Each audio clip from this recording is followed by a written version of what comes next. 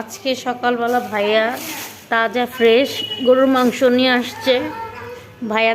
তারপরে তিনটা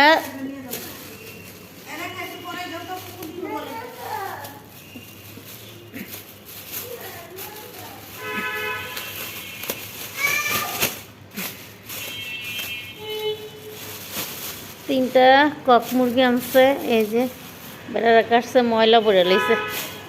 আর ফ্রেশ গরুর মাংস আনছে, রোজার বাজার নিয়ে আসলো।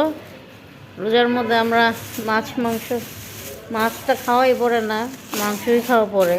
দুইটা পোলট্রি মুরগি আনছে, দুইটা বড় বড়। আর নিচের দাঁড়ানোর আঙ্কেলের জন্য এটা পুতলাটা আঙ্কেলের জন্য ভাইয়া যে গিলা পাও এগুলো সব নিয়ে আইছে নিচের আঙ্কেলকে দিতে। তারপর কয়েকটা মাংস টুকরো দিতে কইছে, কয়টা দুইটা ফার্মের মুরগি টুকরো দিতে বলছে। দেখেন ভাইয়ার কত মায়া মানুষের জন্য। তো আসলে সত্যি দেওয়া উচিত মানুষকে, অল্প হইল।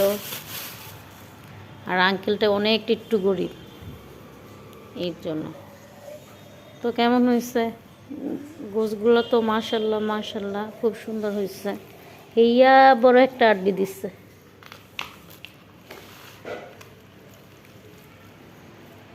ঠগাই দিল কি না কে জানে। দেখছেন খুব তাজা ফ্রেশ।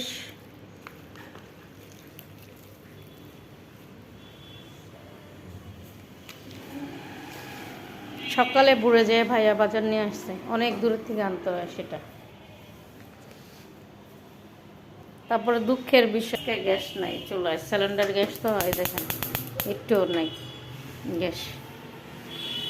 তো এখন ভাইয়া নাস্তা কিনতে গেছে, কি করবে বেচারা, এত দূরের থেকে আসছে, খিদা লাগছে না, নাস্তা নিয়ে আসতে।